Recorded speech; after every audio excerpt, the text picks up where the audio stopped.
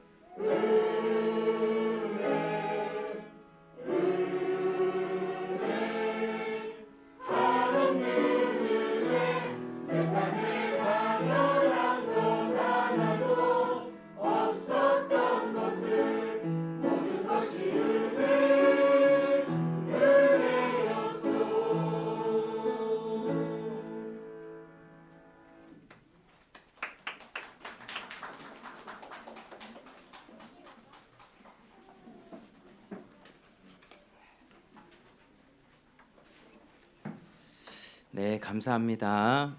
귀한 또 찬양을 이렇게 준비해 주시고 참 은혜에 대해서 다시 한번 묵상할 수 있는 시간이었던 것 같습니다. 우리 이 시간에 함께 같이 기도하겠습니다. 같이 합심해서 좀 기도하실 텐데, 이제 하나님 말씀을 듣기 위해서 하나님 내 마음에 성령을 통해서 조명해 주십시오. 하나님 말씀을 받고 이 말씀을 그냥 내팽개치지 않고 열매 맺는 신앙이 될 수 있도록 하나님의 지성소에 들어가 주님의 임재 앞에서 하나님과 즐거워하며 하나님의 말씀 가운데 내 죄를 드러내시고 또한 나를 연약한 나를 위로하여 주시고 내가 잘못된 것 있으면 바로잡고 하나님 앞에 의로 교육받고 하나님 앞에 새롭게 세워질 수 있는 시간 될 수 있도록 성령님 역사하여 주시옵소서. 전하는 자와 듣는 자 모두가 함께 말씀 가운데서 풍성한 은혜가 부어질 수 있도록 우리 시간 함께 합심해서 주님께 말씀 듣기 위해 기도하겠습니다. 아버지 감사합니다. 하나님 아버지, 오늘 이 시간에도 주님 앞에 하나님 나와서 주의 말씀을 듣기를 원합니다. 아버지여, 주의 말씀을 들려주시옵소서. 내 귀에 나의 심령에 주의 말씀을 들려주시고 하나님 주의 말씀을 깨닫게 하여 주시고 아버지여, 말씀을 알고 말씀대로 살아갈 수 있도록 하나님 하여 주시옵소서. 하나님 은혜를 베풀어 주실 믿습니다. 하나님 우리 영혼과 심령을 깨워주셔서 하나님 앞에 온전하게 나가기 원합니다. 하나님 변화되기 원합니다. 마음이 바뀌기 원합니다. 행동이 아니라 마음이 바뀌기 원합니다. 주여, 우리 마음 자체가 근본적으로 새로워지기를 원합니다. 주님 말씀을 듣게 하여 주시옵소서. 아버지여, 오늘 말씀을 전하는 저와 말씀을 받는 모든 우리 식구들 함께하여 주셔서 하나님의 은혜와 능력 가운데 주의 말씀이 넘쳐나는 그런 이 시대 될 수 있도록 주님 도와주시고 하나님 함께하여 주시옵소서. 은혜로 하나님 붙잡아 주시옵소서. 하나님 우리 영혼을 만져주시고 이 말씀을 통하여서 우리 영혼을 살찌게 하시고 우리 영혼이 유익이 되게 하시고 우리 영혼을 하나님 새롭게 하여 주시옵소서. 감사합니다. 아버지 감사합니다.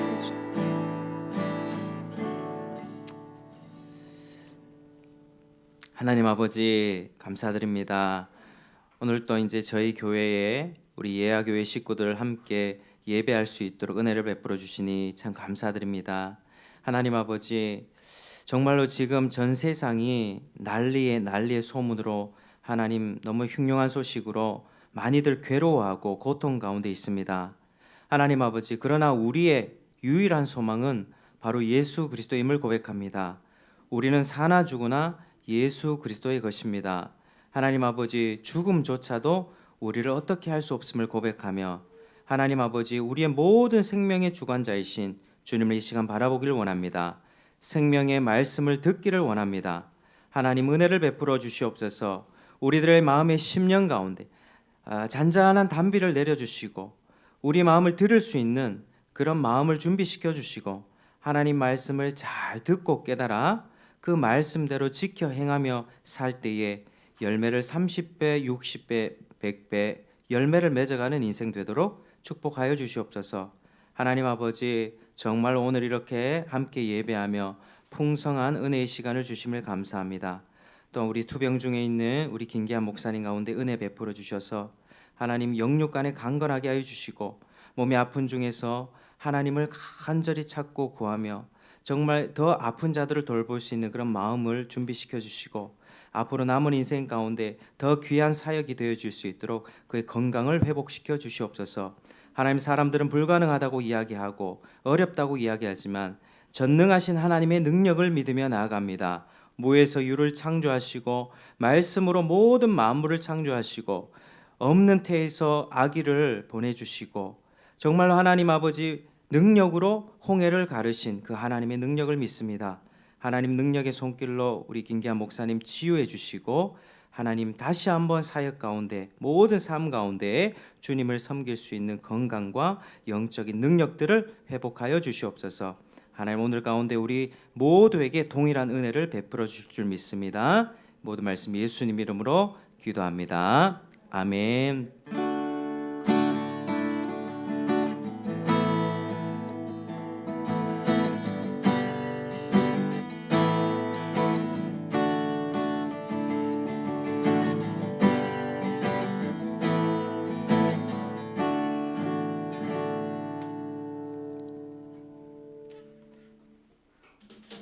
네, 하나님 말씀 찾겠습니다. 하나님 말씀은요, 마가복음 4장 10절에서 17절입니다.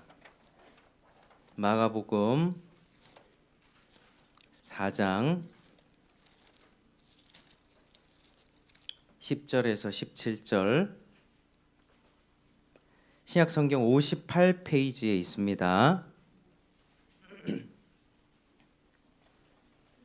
마가복음 4장 10절에서 17절까지이죠.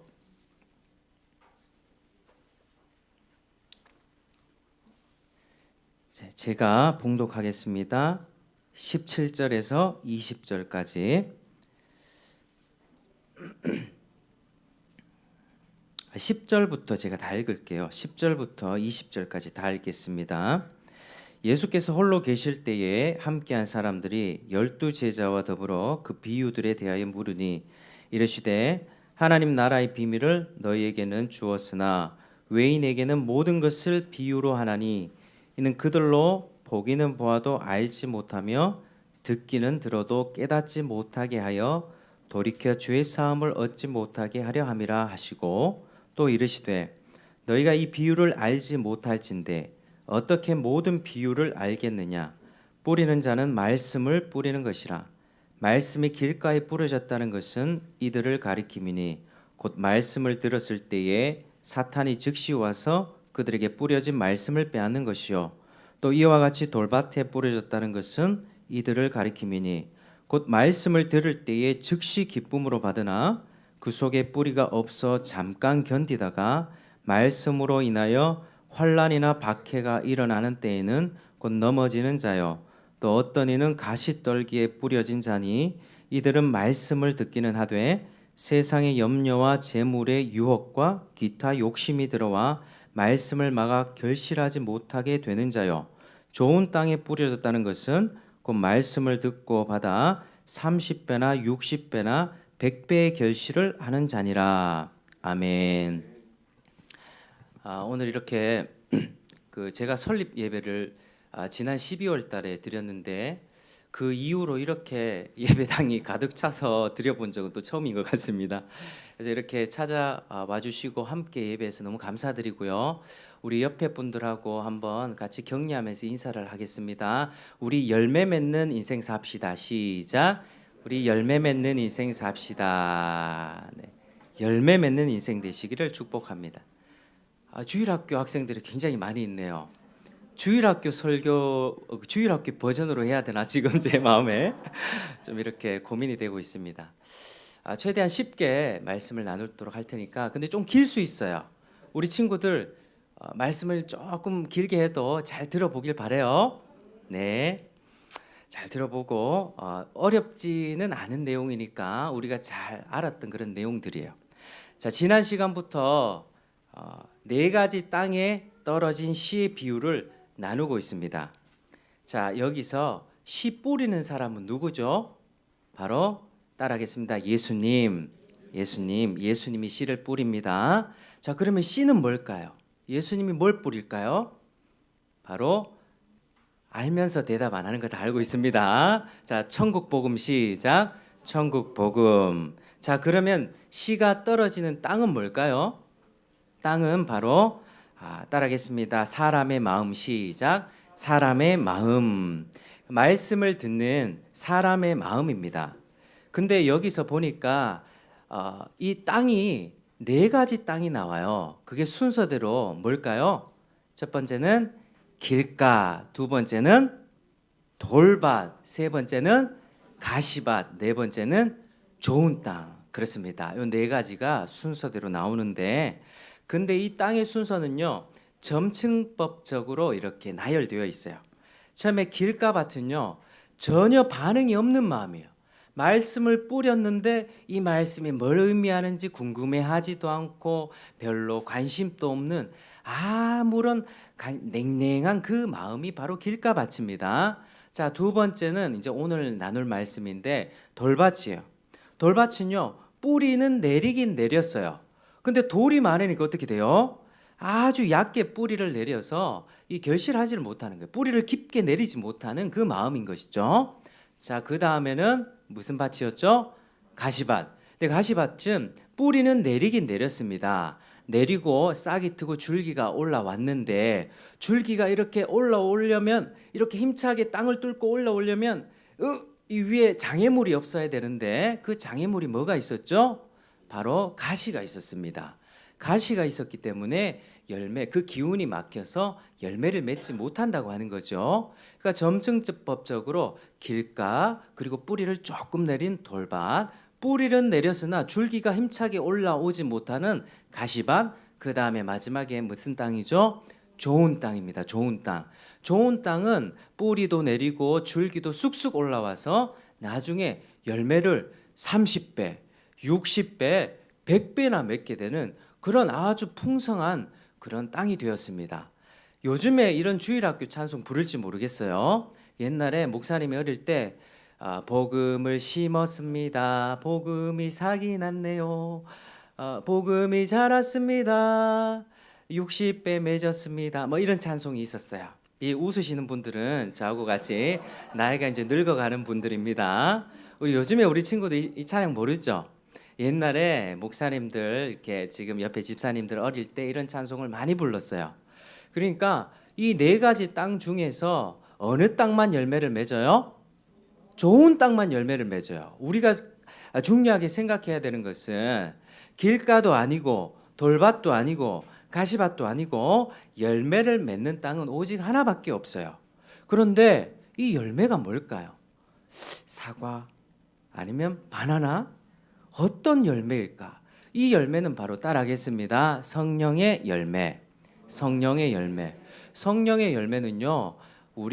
우리가 예수님을 믿고 구원받게 되면 이제 하나님의 자녀로 변화되는 것을 뜻해요.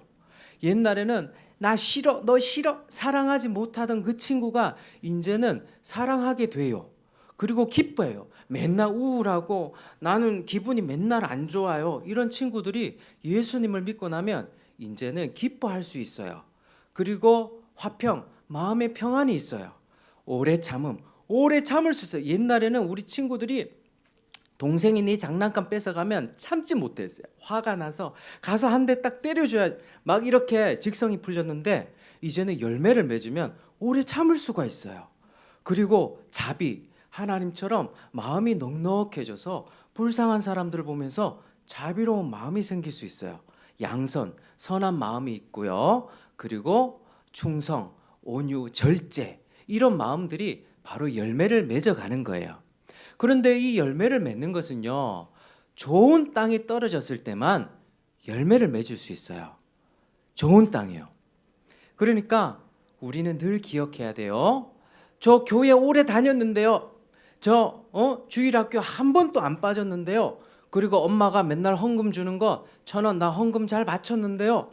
이렇게 나 그리고 한 번도 나쁜 짓 안 했는데요.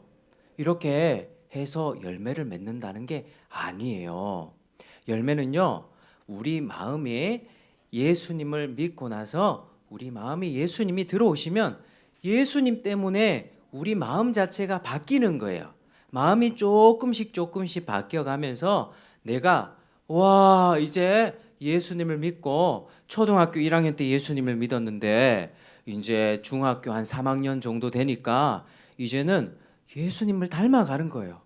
학교 친구들 보면서도 쟤를 보니까 진짜 사랑하고 용서하고 누가 봐도 화를 내야 되는데 화도 내지도 않네. 어떻게 저럴 수 있지? 라고 생각하면서 예수님을 닮아가는 그 모습이 바로 열매를 맺어가는 모습이에요.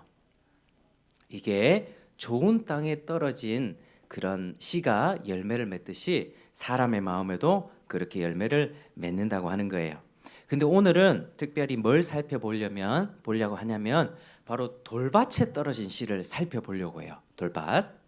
자, 오늘 이 밭이 비유하는 마음은 무엇인지 또 왜 열매를 맺지 못할까?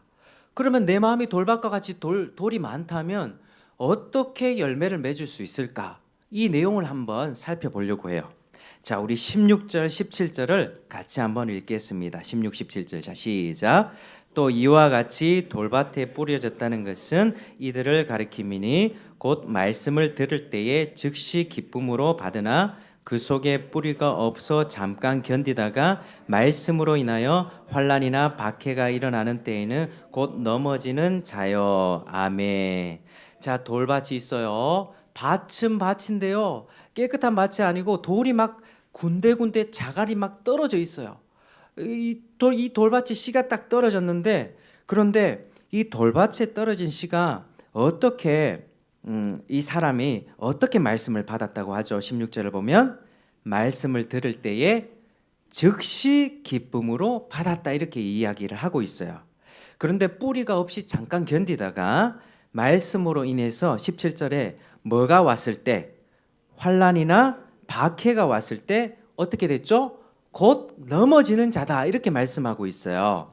그러니까 길가는 전혀 반응이 없는 마음이었다면 돌밭은 일단은 말씀을 기쁨으로 받아요. 기쁨으로 받는데 이 믿음을 뭐라고 하냐면, 따라하겠습니다. 일시적 믿음. 시작. 일시적 믿음. 즉시 기쁨으로 받아요. 이제 순간적인 충동과 그런 감정에 따라서 신앙생활을 한다는 거예요. 진리에 대한 하나님 말씀이 뭐지? 진짜 천국이 있나? 지옥이 있나? 심판이 있는 거야? 예수님이 날 위해 돌아가셨다는데 진짜 그게 뭐지? 이런 진지한 고민과 근심은 별로 없어요. 별로 없는 채 그냥 순간적으로 찬송이 기쁘고 즐겁고, 오늘 말씀은 좀 재밌네, 즐겁네, 내 귀에 들리네, 이러면서 순간적인 기쁨과 즐거움과 충동적으로 나 교회 다닐래요, 이렇게 결정하는 거를 바로 돌밭에 떨어진 씨다라고 그렇게 얘기할 수 있어요.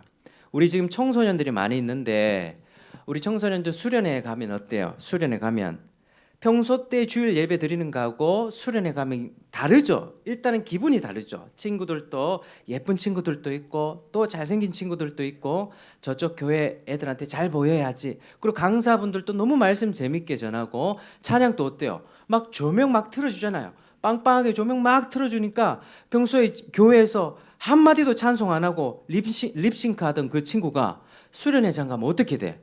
막 열광하면서 찬송하게 되죠. 그런 것과 비슷한 거예요.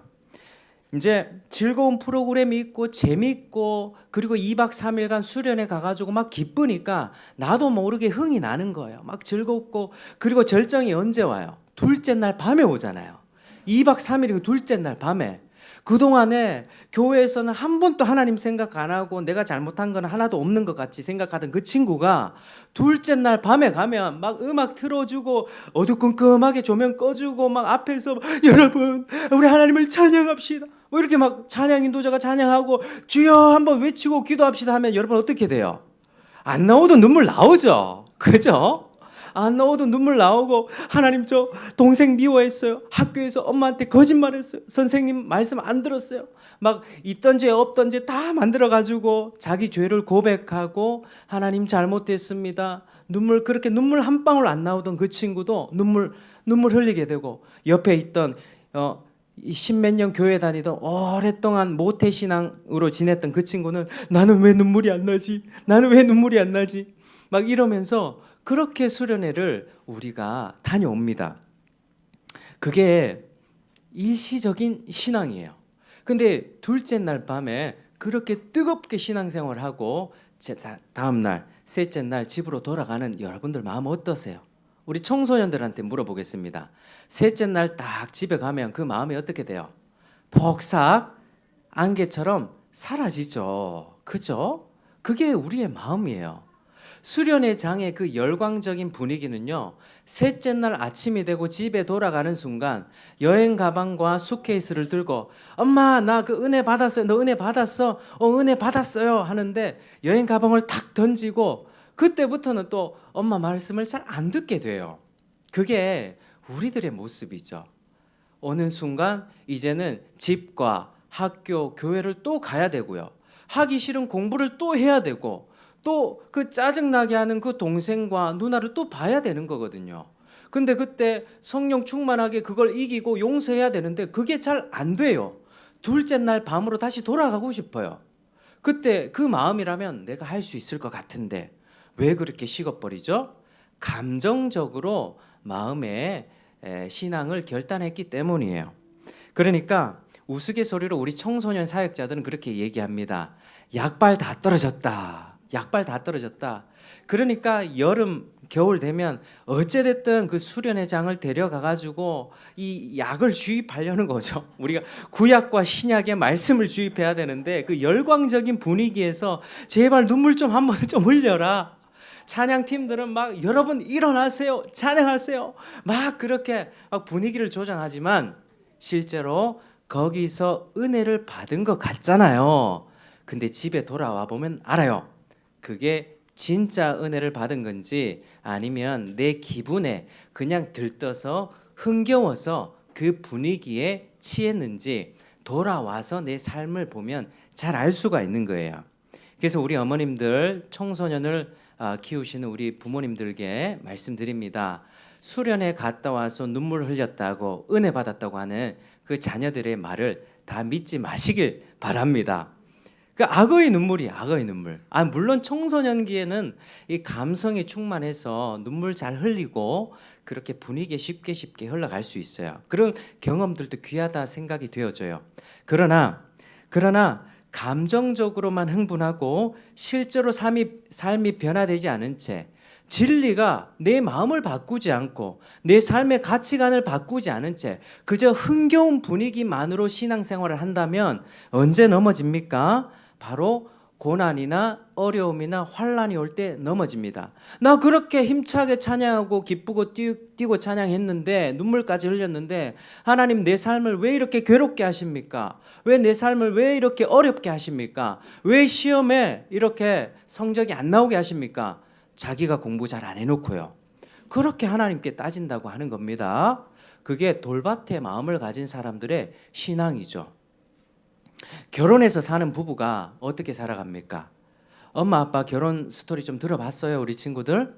결혼할 때는요, 이제 먼저 아빠가 엄마를 엄청나게 쫓아다녀서 그렇게 결혼하게 돼요. 보통은 이 아빠가 엄마를 진짜 사랑해요. 영상통화 보면서 애기야, 토끼야, 귀여워, 사랑해, 또 보고 싶고 자꾸 보고 싶으니까 결혼을 하게 되는 거예요.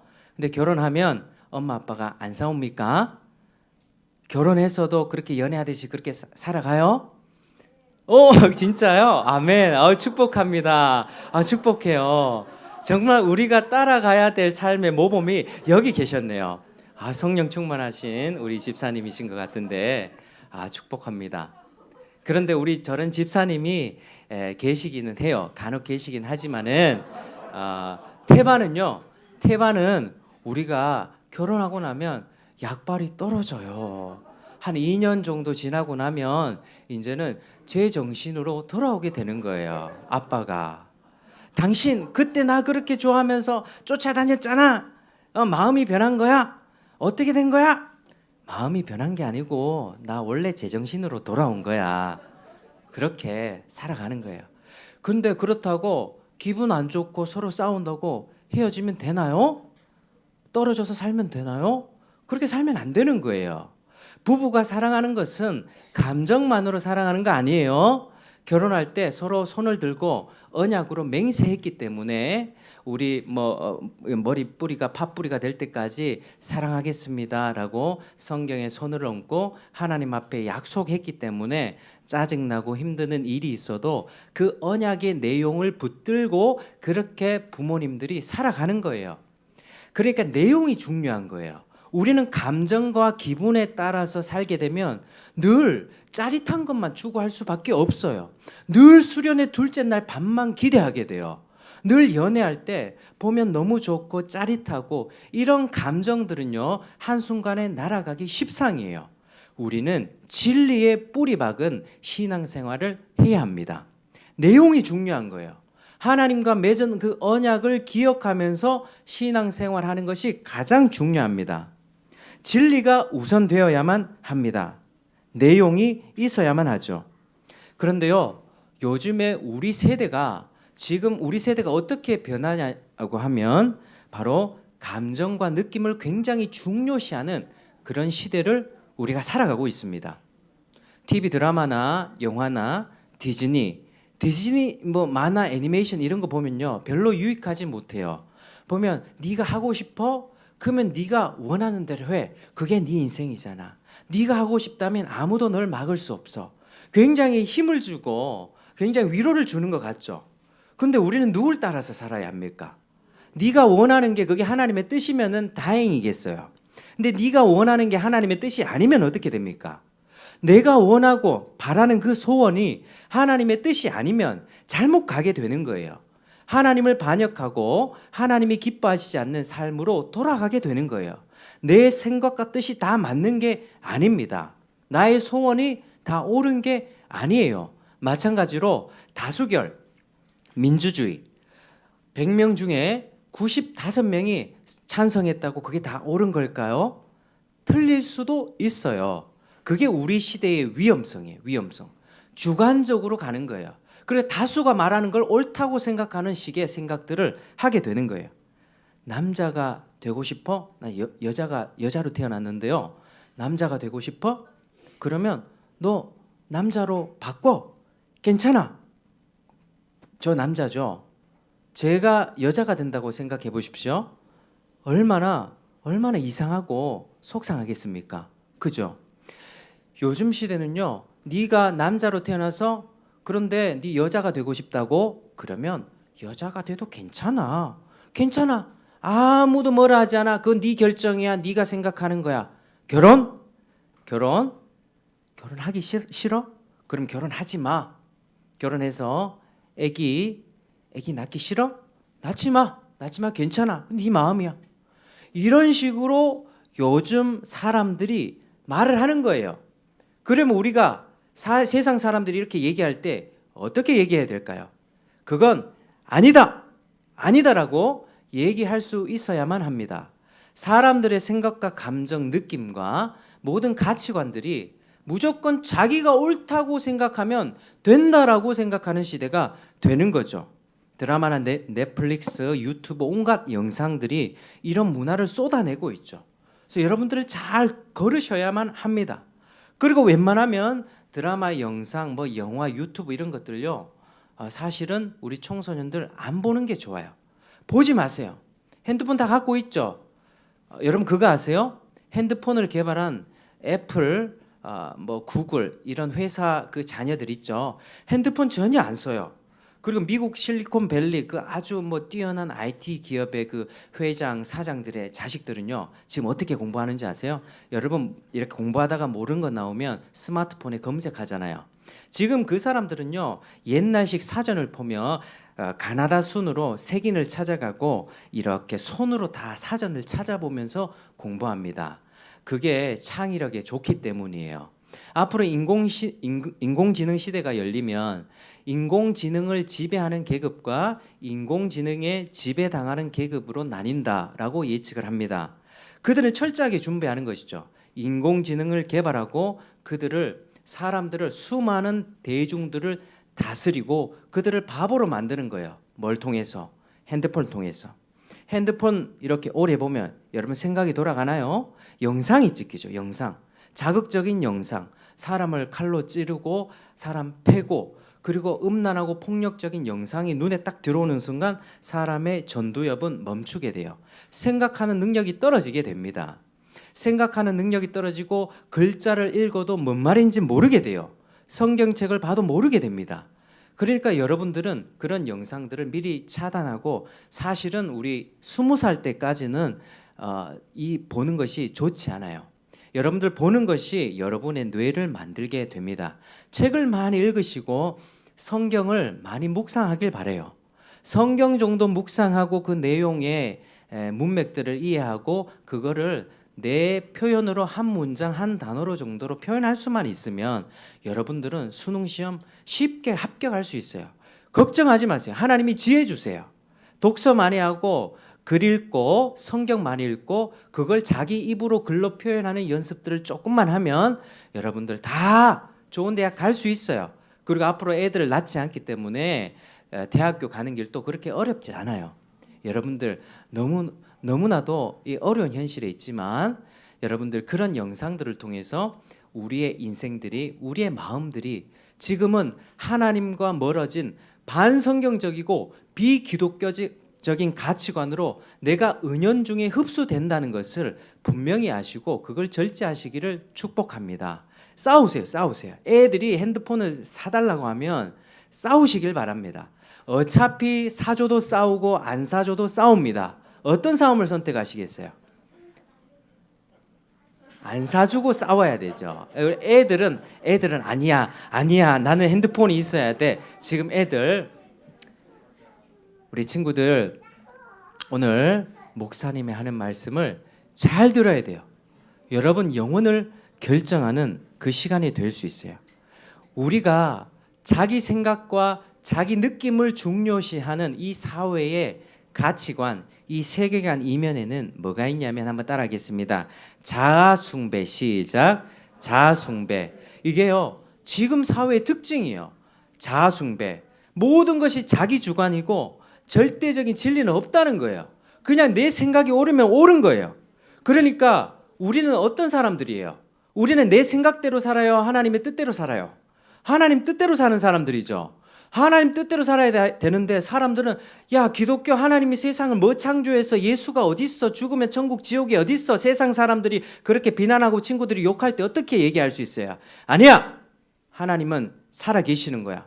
하나님이 말씀의 능력으로 이 세상을 창조하셨어. 그런 얘기 들을 때 진짠가? 엄마, 친구가 학교 선생님이 하나님 없다는데 어떡하지? 여러분 이러시면 안 되는 거예요. 분명히 여러분은 저항하면서 아니다라고 얘기할 수 있어야만 합니다. 그게 여러분들이 살아가야 될 삶의 태도예요. 그럼 앞으로 그런 사람들이 더 많아지면 우리는 어떻게 돼요?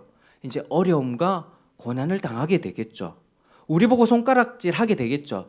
아이고 지금 이 시대에 하나님이 어딨냐? 예수가 어딨냐? 주일날 좋은 날에 놀러 다니지 캠핑 다니지. 나는 아빠랑 이번 주에 캠핑카 타고 놀러 간다. 너는 교회 가지. 에이 이렇게 놀림 받을 때 여러분 어떻게 해야 돼요? 아니야. 우리는 하나님 앞에 예배하는 것이 가장 중요해. 내 삶은 하나님께 나는 하나님께 헌신하고 나는 하나님의 사람이야. 당연히 주일날 예배해야 되는 거야 라고 여러분들이 담대하게 얘기할 수 있어야만 합니다. 여러분 그걸 위해서 공부하는 거예요. 공부하고 배우고 글 쓰고. 우리는 이제는 어려운 시대로 가게 될 거예요. 여러분들 싸울 준비를 하길 바랍니다. 이렇게 막 주먹질하면서 싸우는 거 말고요. 영적인 싸움. 하나님의 진리를 가지고 싸우는 그 싸움. 그러니까 오늘날 이 시대의 분위기가 교회 안으로 들어오니까 어떻게 돼요? 사람들이 설교를 들을 때 친구들 어때요? 여러분 핸드폰 가지지 마세요 하면 기분 어때요? 기분 별로 안 좋죠? 우리 친구들 솔직히 기분 별로 안 좋죠? 근데 제가 여러분들한테 여러분이 원하는 세상 이 스마트폰, 핸드폰 안에 다 있습니다. 여러분 앞으로 공부도 핸드폰으로 하고 또 집에 가서 마음껏 게임하세요. 그게 여러분 하나님의 뜻이에요. 이렇게 얘기하면 여러분 아멘 하시겠죠? 우리 친구들 속으로 아멘 한 친구들 몇 명 있으리라고 생각돼요.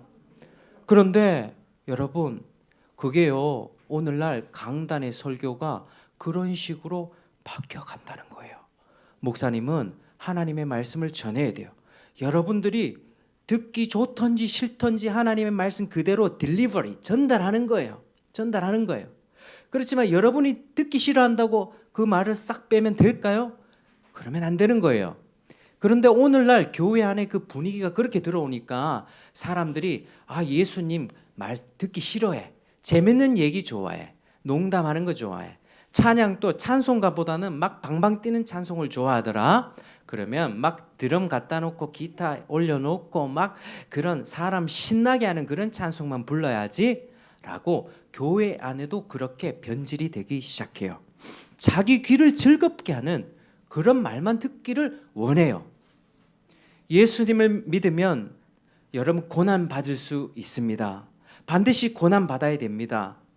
이런 이야기를 별로 듣기 원하지 않는다는 거예요. 그러니까 사람들이요. 오늘 이번 수련회 어땠니? 수련회 잘 갔다 왔어? 하면 진짜 재밌었어요. 여러분 재미있게 다녀온 게 그게 은혜 받은 걸까요? 잘 생각해 봐야 돼요. 여러분 좋아하는 넷플릭스 뭐예요? 영화 뭐 좋아합니까? 저는 영화를 안 본 지가 오래돼가지고 뭐 어떤 영화를 봤대요. 영화 보면 재밌죠? 즐겁죠? 그리고 세상 가수들이 나오는 콘서트장에 갔다 오면 어때요? 콘서트장에서 눈물 흘리는 사람 있죠? 옛날에 뭐 슈퍼스타 K나 이런 거 보면 막 와 하면서 막 눈물 막 흘리죠. 그 노래에 감탄해서 감동받고 재미를 느끼고 눈물 흘렸다고 해서 그거 다 은혜 받은 것 아닙니다. 잘 분별하셔야 돼요. 우리가 하나님 앞에 참된 은혜를 받았다라고 하는 것은요, 내 기분이 좋았어. 오늘 목사님 말씀이 오늘은 좀 재밌더라. 야, 앞으로 계속 그렇게 해줬으면 좋겠어. 찬송도 이런 옛날 찬송가 말고 그냥 내한테 좋은 그런 CCM 찬송 많이 했으면 좋겠어. 어노인팅 찬송 그런 거 해줬으면 좋겠어. 여러분 이렇게 생각하는데요. 그러나 그것은 참되게 은혜 받은 것이 아닙니다. 진짜 은혜 받았다라고 할 때는요, 수련회 갔다 와서 은혜 받았다라고 은혜 받았다라는 표현을 쓸 때는 세 가지가 반드시 있어야 돼요. 한번 따라할게요. 첫 번째는 하나님의 높고 위대하심을 알고, 시작. 하나님의 높고 위대하심을 알고. 자, 두 번째, 나 자신의 죄인됨을 알고. 나 자신의 죄인됨을 알고. 자, 세 번째, 그리스도의 사랑에 감격해서 헌신하는 삶. 시작. 그리스도의 사랑에 감격하여 헌신하는 삶. 요 세 가지가 있을 때 은혜 받았다라고 표현할 수 있는 거예요. 내가 단순히 기분 좋고 옛날에 우리 집회할 때 강균성 형제가 와가지고 막 노래도 불러주고 막 했어요. 잘생긴 사람 와서 막 찬송해주고 자기 간증하고 연예계 이야기하면서 즐거웠던 게 그게 은혜 받은 게 아니라요. 찬송을 통해서 예배를 통해서 주님의 높고 위대하심을 경험하는 거예요. 알게 되는 거예요. 주님의 높고 위대하심을. 주님이 너무 높고 위대해요. 근데 나는 어때요? 나는 너무 낮고 비천하고 죄가 많아요. 근데 나는 날 생각해 보니까 난 지옥 갈 만큼 죄인이에요. 그런데 하나님이 나를 지옥 가도록 내버려 두지 않으시고 그리스도를 보내주셔서 그 사랑에 나를 감싸주시고 구원을 베풀어 주셨어요. 그래서 나는 이제부터 하나님 사랑하며 살아야지, 하나님께 내 삶을 드리며 살아야지, 그렇게 헌신의 마음이 일어나는 것까지가 은혜 받았다라고 표현할 수가 있는 거예요. 여러분, 은혜 받는 거는요 쉬운 게 아닙니다. 그래서 그런 은혜가 지속되어 내 삶에 부어지고 삶의 열매를 맺어갈 때 참되게 은혜 받았다라고 할 수 있는 것입니다. 이런 게 없이 내 마음이 즐거웠다, 재미있었다, 그런 것은 가짜 은혜 받음이에요. 우리는 복음의 진리를 뿌리내리지 않고서도 분위기상 감동을 잘 받습니다. 일시적인 믿음이고요, 때가 되면 반드시 넘어져요. 분위기상 감정에 취하는 것은 절대로 지속이 안 된다니까요. 자, 돌밭 한번 보세요. 돌밭. 자, 17절 한번 보시죠. 17절 다시 한번 시작. 그 속에 뿌리가 없어 잠깐 견디다가 말씀으로 인하여 환난이나 박해가 일어나는 때에는 곧 넘어지는 자요. 자, 즉시 기쁨으로 받았지만 말씀으로 인한 환난과 박해가 일어날 때 어떻게 됐죠? 곧 넘어졌다. 즉시 예수님 좋아. 또 어려움이 생겼을 때 곧 예수님 싫어. 이렇게 된다는 거예요. 기분 좋을 때는 예수님도 좋아요. 내 기분이 좋으면 뭐가 안 좋겠어요? 다 좋아요. 세상도 좋고 예수님 좋고 부처님도 좋아요. 그러나 내 기분이 나쁘면 어떻게 돼요? 그때 예수님 싫은 거예요. 왜 예수님 나한테 이렇게 고난 줍니까? 어려움 줍니까? 그때 주님을 떠난다고 하는 거예요. 자, 물어보겠어요. 예수님이 우리에게 너희는 예수 믿으면 절대로 고난 안 받을 거야. 시험 100점 다 받을 거고 대학교 좋은 대학 다 들어갈 거고 사업 실패하는 일 전혀 없을 거고 만사 형통할 거고 건강 무병장수하고 아픈 일 절대로 없을 거야. 이렇게 예수님이 약속해 주셨어요? 그런 약속 해준 적이 없습니다. 우리 살아가면 우리 가운데 고난이 있을 거라고 말씀하셨어요. 성경 어디를 펼쳐봐도 예수님은 말씀하셨어요. 세상이 나를 미워한다. 나를 미워하기 때문에 너희는 내게 속한 사람이므로 세상이 너를 미워해도 너희 이상하게 여기지 말라. 당연히 여겨라. 두려워하지 말라. 담대해라. 내가 세상을 이겼다. 너희는 참고 인내해라. 하나님 나라에 들어갈 때까지 얼마나 많은 고난을 받아야 되는지 내가 너에게 알게 하겠다. 이런 말씀들이 너무나도 많아요. 바울 선생님이 그리스도를 위하여 너에게 은혜를 주신 것은 다만 그를 믿을 뿐 아니라 그를 위하여 고난도 받게 하려 함이라. 이렇게 말씀합니다. 믿음에는 당연히 고난이 있어요. 한번 따라하겠습니다. 믿음에는 고난이 있습니다. 예수님 때문에 당연히 고난받는 일이 있다고 하며 그때는 두려워하지 말라고 합니다. 우리 친구들 기억하세요. 학교 가서 한 반에 이제 친구들 20-30명 되죠. 예수님 안 믿는 친구들이 여러분들을 공격할 거예요. 야, 교회 다니냐, 하나님 어디 있냐, 이럴 때 어떻게 해야 돼요? 담대하게 믿음으로 딱 서세요. 하나님이 여러분들 편이에요. 하나님이 여러분들을 붙잡아 주고 계세요. 우리는 세상에 어딜 나가도 꿀리지 않는 믿음을 가진 사람들입니다. 이걸 기억하셔야 됩니다. 베드로전서 4장 12절에는요. 사랑하는 자들아 너희를 연단하려고 오는 불시험을 이상히 여기지 말라. 그리고 너희가 그리스도의 고난에 참여하는 것으로 즐거워해라. 이는 그의 영광을 나타내실 때에 너희를 즐거워하고 기뻐하게 하려 함이라. 아멘. 여러분 고난을 당할 때 누가 예수님을 믿는다는 이유로 손가락질할 때 어떻게 하라고요? 기뻐하라. 기뻐하라. 기뻐하면 어떻게 돼요? 나의 믿음이 훈련받고 연단받아서 믿음이 더 강해집니다. 여러분들 이렇게 어른들 중에 근육이 많은 우리 형아들 있죠?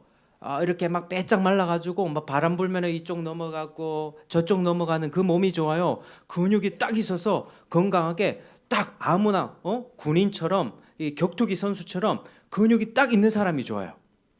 근육이 딱 있는 사람이 좋죠? 그런 사람이 되고 싶죠? 몸짱 되고 싶죠? 여러분 믿음의 신앙의 짱이 되길 바랍니다. 여러분 믿음의 근육을 키우시길 바라요. 고난이 오는 것은요. 예수님 믿는데 왜 이렇게 어려운 일이 생기지? 이게 아니고요. 어려움이 왔을 때 그걸 내가 통과하면 어떻게 돼요? 내 근육이 더 강해지는 거예요. 불시험에. 여러분 목사님이 여기 반지를 끼고 있는데 이 금이 어떻게 만들어지는 줄 알아요? 금은요. 아주 높은 온도에 이 열을 가하면 이 금 안에 빠져있는 들어있던 다른 불순물들이 다 제거되면서 이 금으로 정제가 되는 거예요.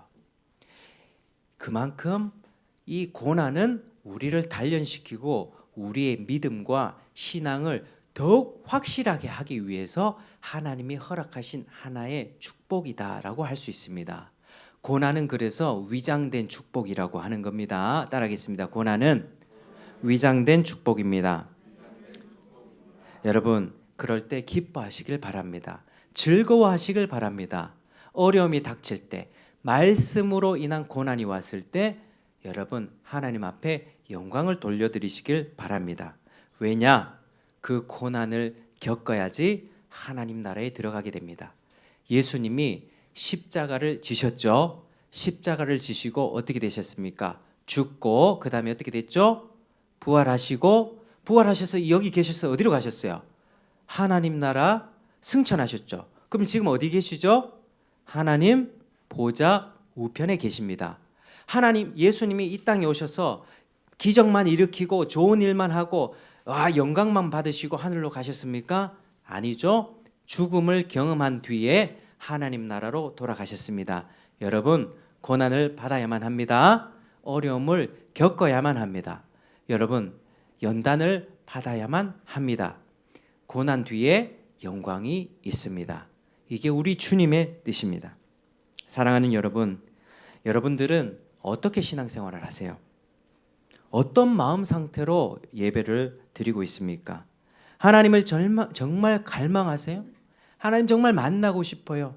하나님 말씀대로 나 살고 싶어요? 이런 마음이 있으세요? 아니면 말씀보다 그냥 내 귀에 즐거운 소리, 오늘 또 자꾸 저런 말씀하시네, 내 귀를 불편하게 하는 소리를 자꾸 거절하고 있지는 않습니까? 내가 듣고 싶은 소리, 잘 된다, 잘 될 거야, 이런 소리만 혹시 구하고 있지 않습니까? 예배 찬양과 설교가 내 죄악된 생각을 꺾고 주님께 돌이키게 하기보다는 내 기분과 내 감정을 그저 지지해 주기만을 원하지 않습니까? 너 괜찮아, 하나님 네 편이야, 죄는 버리지 않으면서. 여러분 죄를 버리지 않으면 하나님 우리 안에 임재할 수 없어요. 우리는 죄를 버려야만 합니다. 그런데 내가 잘못한 건 전혀, 우리 아이들 그렇죠. 아이들 둘이 남매간에 막 싸우고 나면 제가 그랬어요. 그래놓고 원하는 게 뭐예요? 자기 잘못한 거 하나도 없어요. 그리고 그저 내가 억울한 것만 풀어주기를 원해요. 그 아이의 마음이. 우리가 예배 드릴 때 그런 마음이 있을 수 있다는 거예요. 하나님 앞에 내 잘못과 하나님의 기준에 내 잘못과 내 허물은 보지 못한 채 맨날 상대방의 눈에 있는 그 눈에 티끌만 보는 거예요. 내 눈에는 들보가 이만한 게 들어가 있으면서 나는 이렇게 잘못했으면서. 그래서 우리 마음에 그런 생각으로 가득 차 있다면 그거 돌밭입니다. 내 기분과 감정을 자꾸 구해요. 목사님 설교까지도 그걸 지지해주면 화가 나요. 근데 다음 주부터 교회 안 갈 거야. 다른 교회로 옮길 거야. 여러분 절대 이래서는 안 됩니다. 우리의 신앙의 기준은요, 하나님이 기준이 되어야 합니다. 하나님 말씀이 기준이 되어야 해요.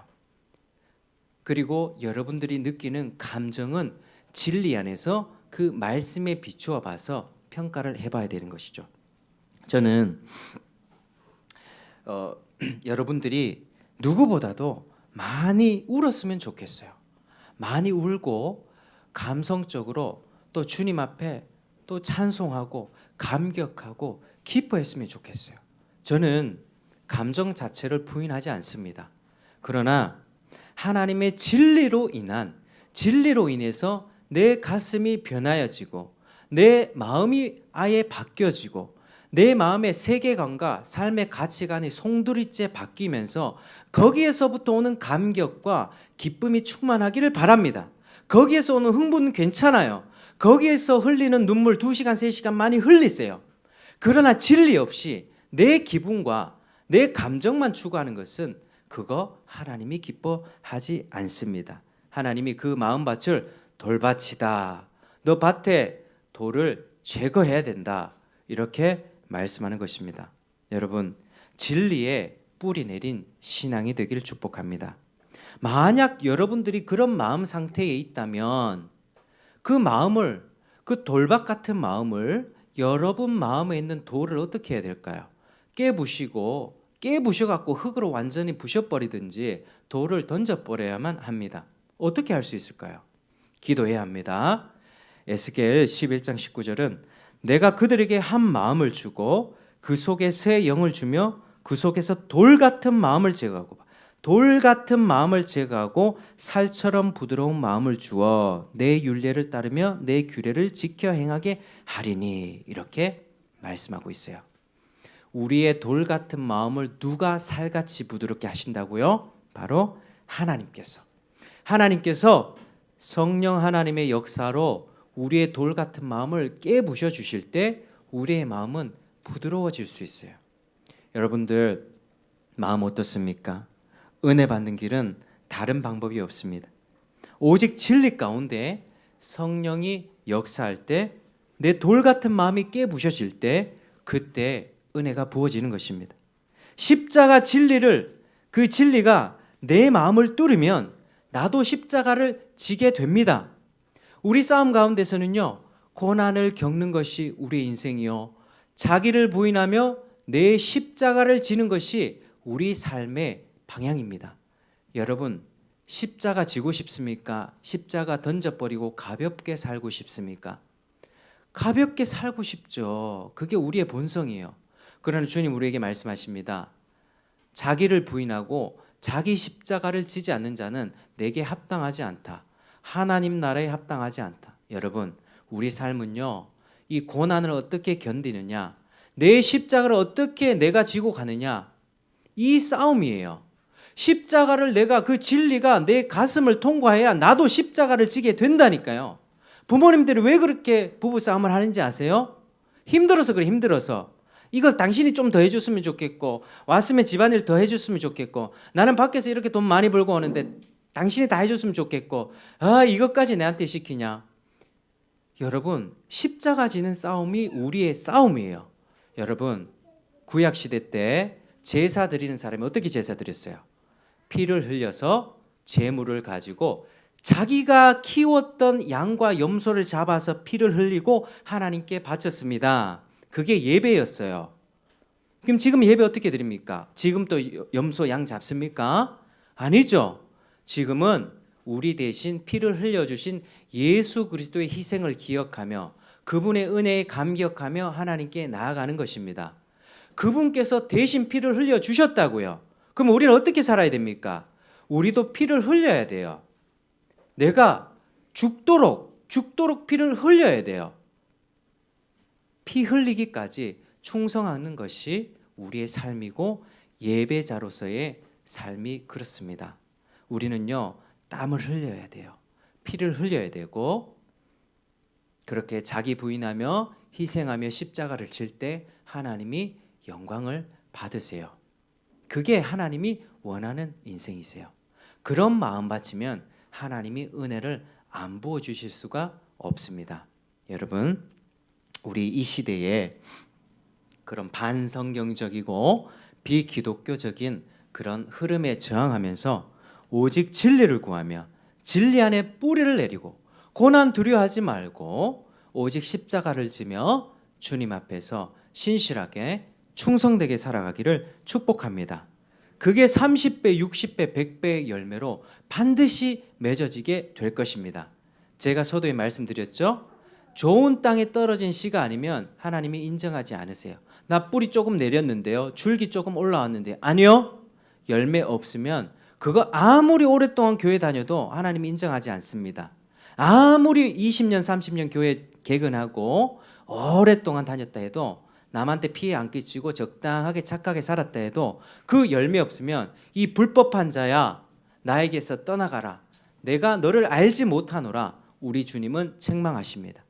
교회에서 은사 많이 받고 능력 많이 받고 막 병 고치고 귀신 쫓아내고 막 이런 사람들이 밖에 많이 있거든요. 요즘에 귀신 쫓아내고 사람 막 넘어뜨려요. 그런데 돌아가서는 성품이 엉망이에요. 괴물같이 살아요. 돈을 좋아해요. 사람들의 귀신을 쫓아내주고 돈을 벌고 사업을 합니다. 이런 인생들 아무리 주의 이름으로 능력 행했다 해도 어떻게 됩니까? 내가 너를 도무지 알지 못하노라. 우리 인생이 열매 맺는 인생 되기를 주의 이름으로 축복합니다. 진리의 뿌리를 내리시길 바랍니다. 우리 오늘 이 시간 함께 이 말씀 기억하면서 함께 기도했으면 좋겠습니다. 먼저 기도하기 전에 우리 197장 찬송하고 기도하겠습니다. 197장. 자, 은혜가 풍성한 하나님은 하나님께 은혜를 구하면서 우리 특별히 후렴 찬송할 때는요. 주여 성령의 은혜들을 오늘 또 내려 주셔서 이렇게 가사를 바꿔서 이렇게 하겠습니다.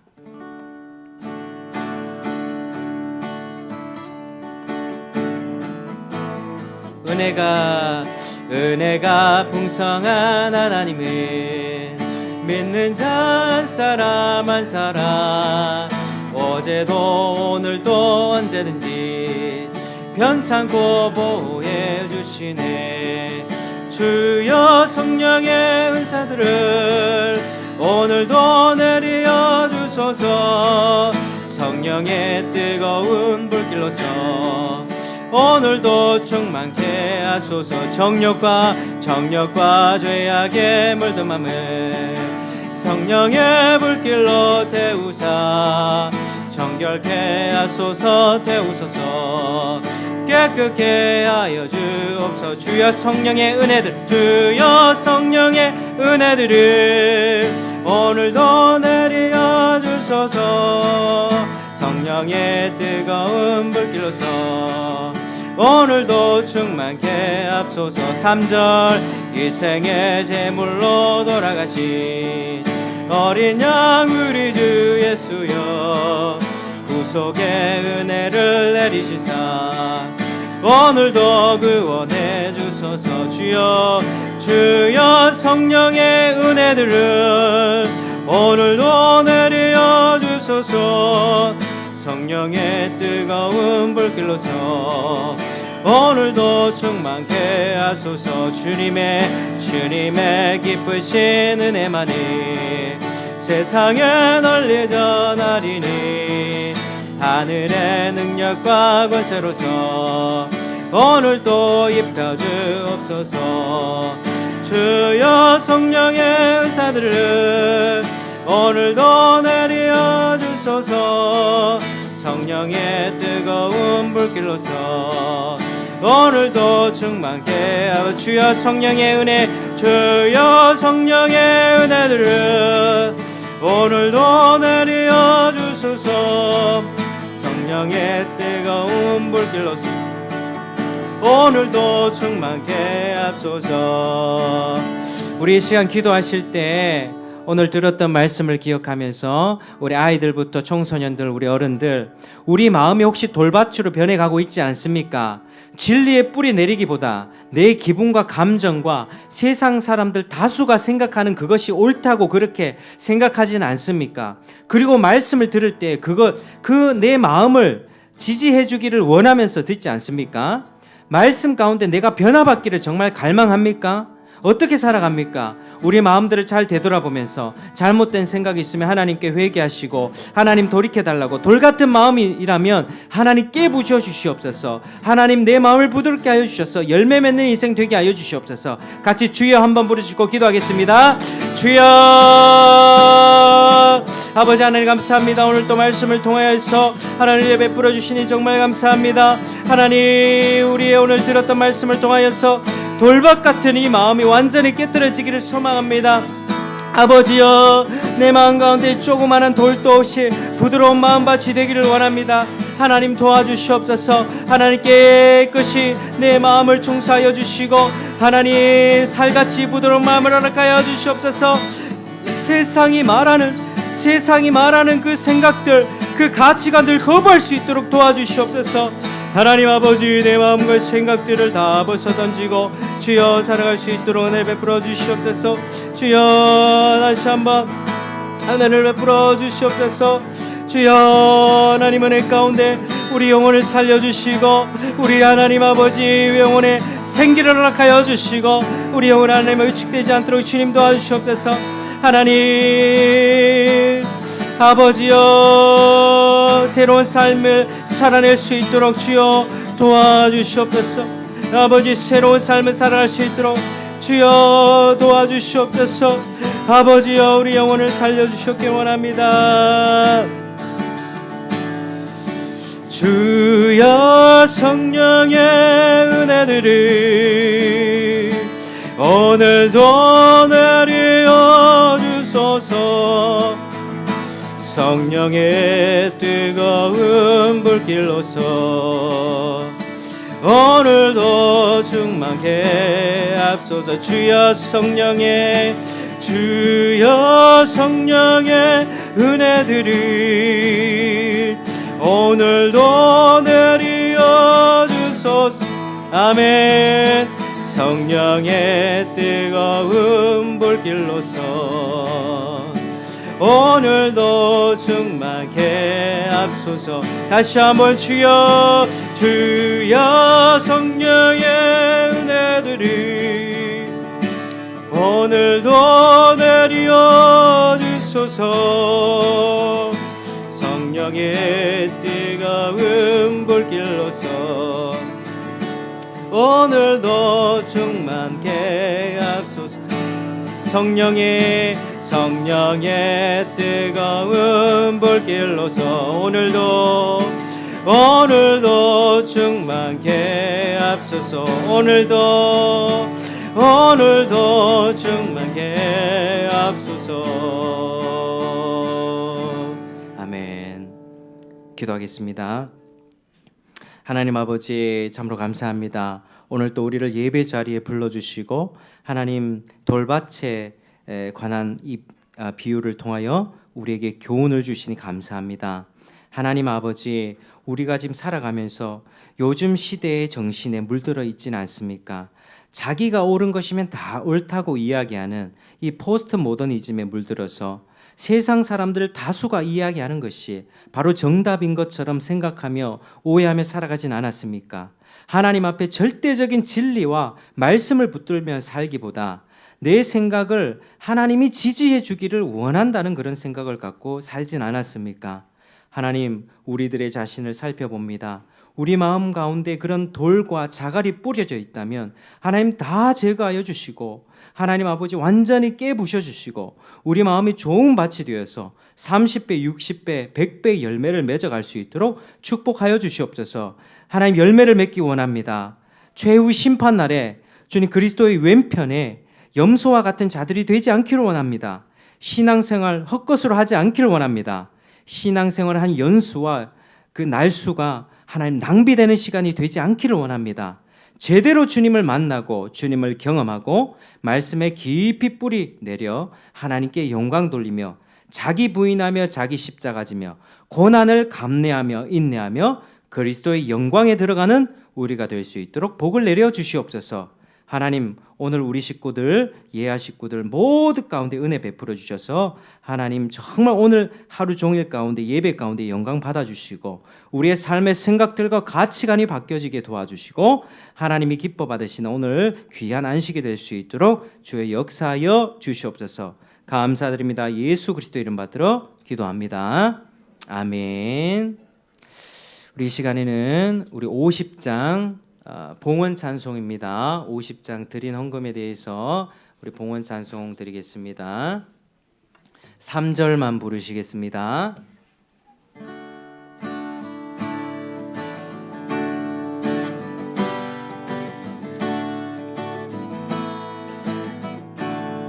내게 있니 내게 있는 모든 것을 주를 위해 드리네.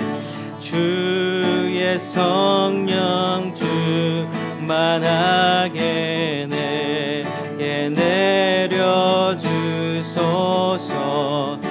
주께 드리네. 주께 드리네. 사랑하는 구주 앞에 모두들이 후렴 주께 드리네. 주께 드리네. 주께 드리네. 사랑하는 구주 앞에 모두들이 내 사랑하는 구주 앞에 모두들이 내 아멘.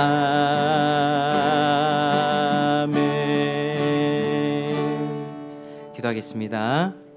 하나님 아버지, 참으로 감사합니다. 오늘 우리가 주님 앞에 나올 때 빈손으로 오지 않고 우리가 하나님 앞에 헌금을 드리며 나왔습니다. 하나님, 우리의 물질과 또 우리의 마음을 받아주시옵소서. 하나님 아버지, 이 헌금이 모여 또 하나님 나라의 확장을 위하여서 전도와 선교와 구제와 봉사와 이 교회와 모든 하나님의 일을 위해서 귀하게 사용되어질 수 있도록 주님 도와주시고, 또 우리가 너무 물질에 매여서 살지 않게 도와주시고 정말 하나님 앞에 드릴 거 바치면서 자원하여 기쁨으로 드리며 살게 도와주시고, 형편이 어렵고 가난한 자에게는 하나님 앞에 이 믿음이 바로 서고 신앙이 바로 서서 하나님 앞에 더욱더 풍성히 바칠 수 있는 물질의 축복도 우리에게 허락하여 주시옵소서.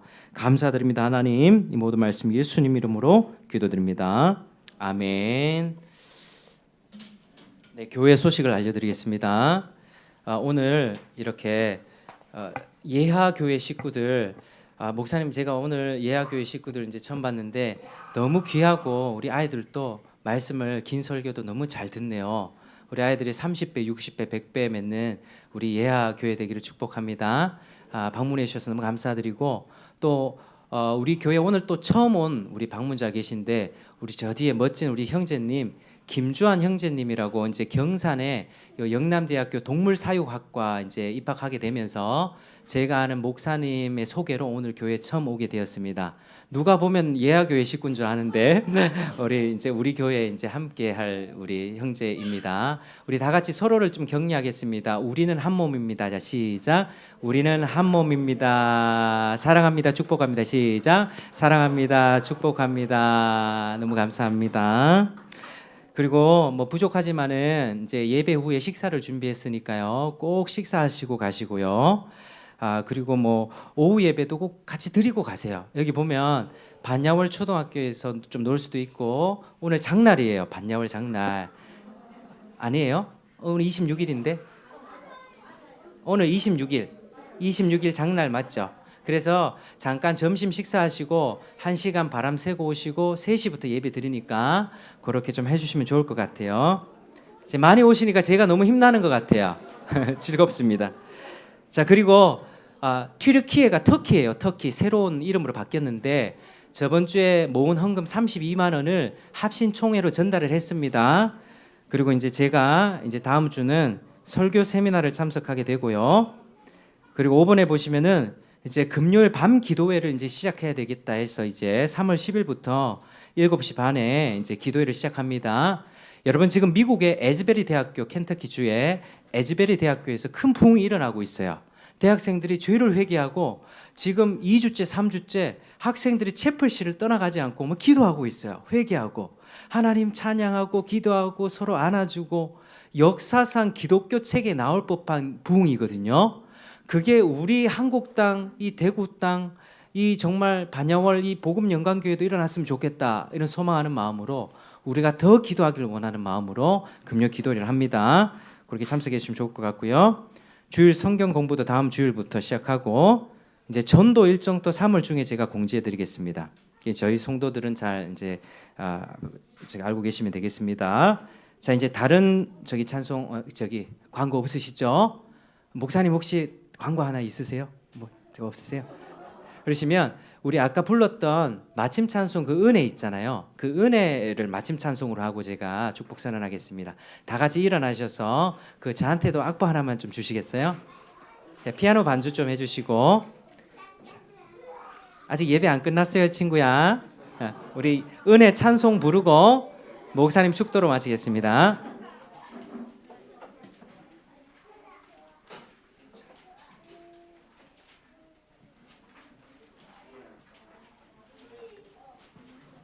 자, 은혜 찬송 같이 하고,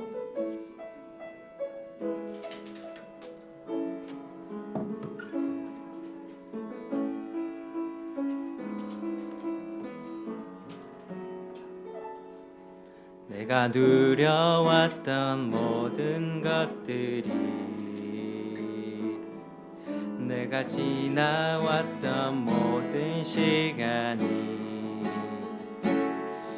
내가 걸어왔던 모든 순간이 당연한 것 아니라 은혜였소. 아침 해가 뜨고 저녁에 노을, 봄의 꽃향기와 가을의 열매, 변하는 계절의 모든 순간이 당연한 것 아니라 은혜였소. 것이 은혜, 은혜, 은혜, 한없는 은혜, 내 삶에 당연한 것 하나도 없었던 것을 모든 것이 은혜, 은혜였소. 2절, 내가 이 땅에 태어나 사는 것, 어린아이 시절과 지금까지 숨을 쉬며 살며 꿈을 꾸는 삶, 당연한 것 아니라 은혜였소. 내가 하나님의 자녀로 아멘. 오늘 찬양하고 예배하는 삶, 복음을 전할 수 있는 축복이 당연한 것 아니라 은혜 소 모든 것이 은혜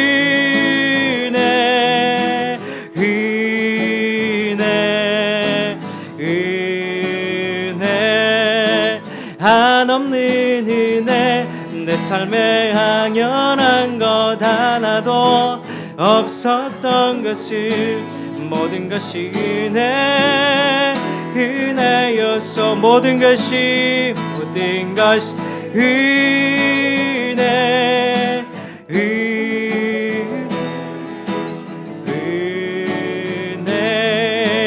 한없는 은혜 내 삶에 당연한 것 하나도 없었던 것을 모든 것이 은혜 우리 목소리로 말하겠습니다. 모든 것이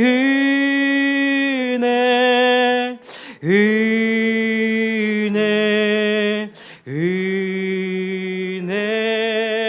한없는 은혜 내 삶에 당연한 것 하나도 없었던 것을 모든 것이 은혜여소.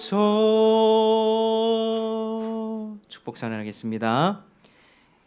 이제는 예수 그리스도의 은혜와 하나님 아버지의 크신 사랑과 성령의 감동 감화 교통 역사하심이 이제 주님의 은혜를 기억하며 모든 것이 은혜라고 고백하며 하나님 앞에 헌신하며 살기를 원하는, 그리고 우리 삶을 자기 부인하며 십자가 지며 진리에 맞춰서 열매 맺는 삶을 살기를 원하는 모든 저희 성도들과 우리 예화교회 식구들과 모인 청중들의 머리 위에, 그리고 그들의 삶의 현장 위에 이제로부터 항상 함께 있을지어다. 아멘.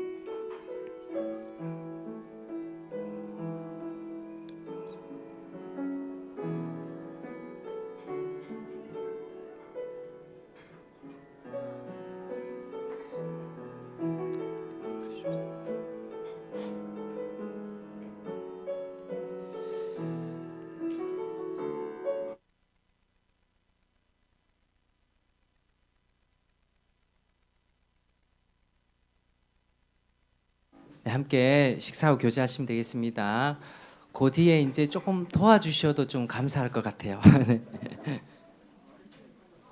저 뒤에 저희 장모님하고 장인어른 또 오늘 힘을 실어주려고 오셨습니다.